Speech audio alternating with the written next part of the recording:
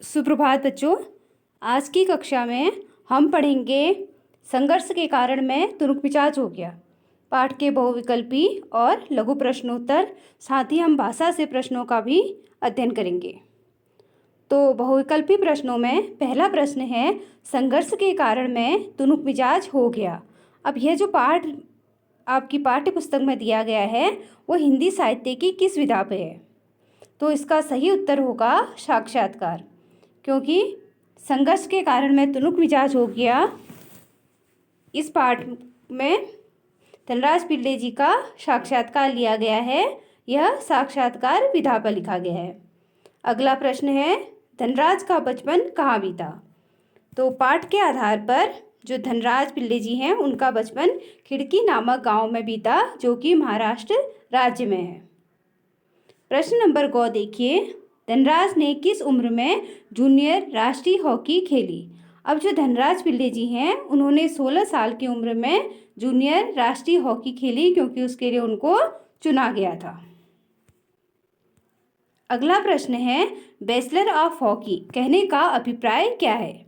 अब जो धनराज पिल्ले जी हैं उन्होंने कहा था कि मैं ज़्यादा पढ़ा लिखा तो नहीं हूँ, लेकिन मैंने क्या किया है, बैचलर ऑफ हॉकी किया है। तो उनका यह कथन कहने का अभिप्राय यह है कि वह हॉकी खेल में पारंगत थे, उनको वो बहुत ही अच्छे से हॉकी खेलते थे। अगला प्रश्न है, धनराज कहीं आने जाने के लिए किस वाहन का प्रयोग करते थे? अब जो धनराज पिल्ले जी हैं उनकी आर्थिक स्थिति क्या अच्छी नहीं थी, इसलिए वह लोकल ट्रेन का ही इस्तेमाल करते थे आने जाने के लिए। और कई बार बड़े बड़े पत्रकारों ने भी उनको लोकल ट्रेन में सफ़र करते हुए देखा और उनसे कहा कि देखो, इतना बड़ा हॉकी का खिलाड़ी लोकल ट्रेन में सफ़र कर रहा है। अब अगला प्रश्न है, धनराज को जूनियर राष्ट्रीय हॉकी खेलों के लिए कब चयनित किया गया? अब जो धनराज पिल्ले जी हैं उनको जो जूनियर राष्ट्रीय हॉकी खेल प्रतियोगिता है उसके लिए 1985 में चुना गया, उनका तब चयन हुआ। अगला प्रश्न है, धनराज कितने कक्षा तक पढ़ाई की?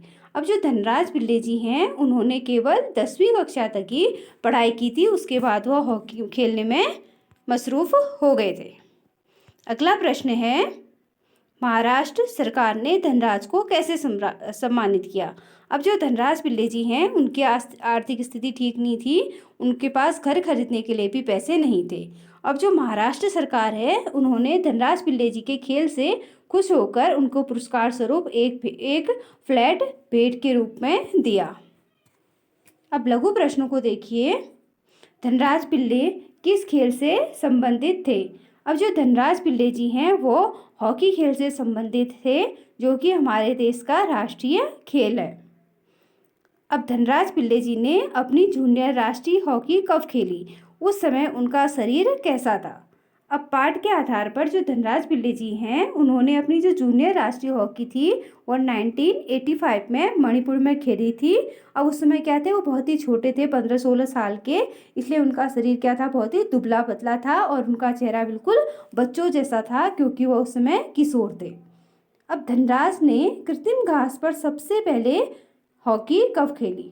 अब जो धनराज पिल्ले जी हैं जब उनका चयन राष्ट्रीय खेलों के लिए हुआ 1988 में, तब उन्होंने पहली बार कृत्रिम घास में हॉकी खेली थी दिल्ली में।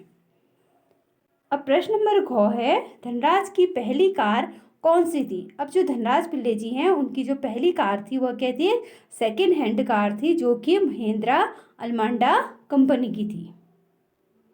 अब प्रश्न नंबर अ है, साक्षात्कार क्या अर्थ होता है? अब जैसा कि मैंने आप लोगों को बताया कि जो प्रस्तुत पाठ है, संघर्ष के कारण में तुरुक मिजाज हो गया, यह साक्षात्कार विधा में लिखा गया है। अब जो साक्षात्कार है उसको अंग्रेजी में इंटरव्यू भी कहा जाता है, जैसा कि अक्सर आप लोग टीवी वगैरह में देखते हैं।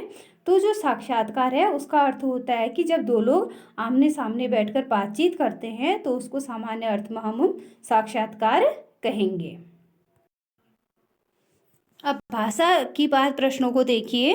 प्रश्न है, निम्नलिखित शब्दों को वाक्य में प्रयोग कीजिए। अब यहाँ पे हमको 3 शब्द दिए गए हैं। पहला है प्रेरणा, दूसरा है प्रेरक, तीसरा है प्रेरित। अब प्रेरणा का अर्थ होता है किसी से किसी कार्य करने के लिए प्रेरणा लेना। जैसे हमें महापुरुषों के विचार से क्या मिलती है, प्रेरणा मिलती है, किसी कार्य को करने की सीख मिलती है। दूसरा है प्रेरक। प्रेरक महापुरुषों का जो जीवन होता है वह सभी के लिए क्या होता है, प्रेरक होता है। हर किसी के लिए कोई काम करने के लिए वो एक प्रेरणा का स्रोत होते हैं। अब अगला शब्द है प्रेरित। प्रेरित का अर्थ है जो गुरु होते हैं वो अपने शिष्यों को उच्च शिक्षा के लिए क्या करते हैं, प्रेरित करते हैं, उनको गाइडेंस करते हैं, मोटिवेट करते हैं। अब अगले शब्द देखिए आप लोग, संभव। अब संभव का अर्थ होता है कोई चीज़ आपका निश्चित है या नहीं, ऐसा हो सकता है यानी ये संभव है या नहीं, आम बोलचाल में हम ये कहते हैं। तो अगर इसका वाक्य के रूप में प्रयोग करें तो उसका वाक्य बनेगा, आज उसका दिल्ली जाना क्या है, संभव है, संभावित।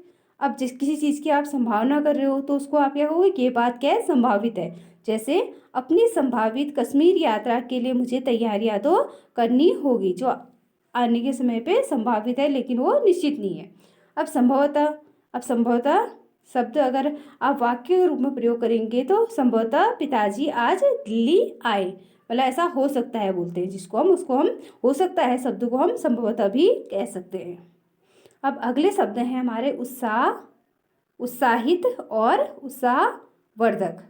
अब उत्साह शब्द क्या होता है, जैसे खेल के मैदान में खिलाड़ियों का उत्साह देखते देखते ही बनता है, या किसी त्यौहार को देख के आपके मन में जब बहुत ज़्यादा उत्साह होता है, आप उत्साहित होते हो, तो उसको भी कह सकते हो कि किसी त्यौहार को मनाने के लिए आप क्यों बहुत ज़्यादा उत्साहित हो या एक्साइटेड हो, बोलते हो उसको आप उत्साहित। उत्साहित का अर्थ क्या होता है, मैं इस काम करने के लिए उत्साहित हूँ, बहुत ज़्यादा एक्साइटेड हूँ। उत्साहवर्धक। उत्साहवर्धक का अर्थ होता है खेल के मैदान में प्रधानमंत्री का संदेश खिलाड़ियों के लिए क्या है, उत्साहवर्धक है, किसी का मोटिवेट करना, उस चीज़ को कार्य करने के लिए मोटिवेट करने को आप उत्साहवर्धन कह सकते हो। तो आज की क्लास में इतना ही। आशा है आपको प्रश्न अच्छे से समझ में आए होंगे। धन्यवाद।